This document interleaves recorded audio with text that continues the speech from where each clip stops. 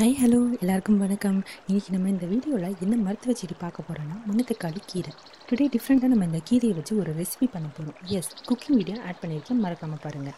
Recipe பார்க்குறதுக்கு முன்னாடி இந்த செடியோட அமைப்பை பார்த்துக்கலாம். இது ஒரு குட்டி செடி, பூக்கள் வெள்ளையாக இருக்கும், பழங்கள் கருப்பாக இருக்கும். இதோட மருத்துவ பயன் நான் வீடியோவில் சொல்லியிருக்கேன். ஸோ வீடியோவை ஸ்கிப் பண்ணாமல் பாருங்கள். அவங்க வீடியோக்குள்ளே போகலாம்.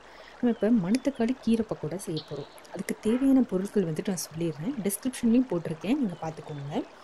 வெங்காயம் 1 கப், பச்சை மிளகாய் 4, கோதுமை மாவு 1 கப், சில்லி பவுடர் 1 ஸ்பூன், மணத்தக்காளி கீரை 1 கப், கறிவேப்பிலை 20 பீஸ், உப்பு தேவைக்கேற்ப. வெங்காயம், பச்சை மிளகாய், கீரை இது எல்லாத்தையுமே நல்லா குட்டி குட்டியாக சாப் பண்ணி வச்சுக்கணும். அண்ட் எல்லாத்தையுமே ஒரு பவுலில் போட்டு ஆட் பண்ணிவிட்டு நம்ம கொஞ்சம் கொஞ்சமாக வாட்டரை விட்டு வந்துட்டு இந்த வடை பதத்துக்கு வந்துட்டு ஒரு செமி சாலிடாக நம்ம வந்துட்டு அதை கொண்டு வரணும். அப்படின்னா தான் பக்கோடா பண்ணுறதுக்கு நல்லாயிருக்கும், டேஸ்டியாகவும் இருக்கும். இந்த மாதிரி நல்லா கிளறி விட்டுட்டு இந்த பதத்துக்கு வந்திருக்கணும். இப்போ எண்ணெயை சூடு பண்ணிவிட்டு நம்ம அதில் குட்டி குட்டி பீஸாக நம்ம வந்து அந்த பக்கோடா போட்டு நம்ம எடுத்துடலாம்.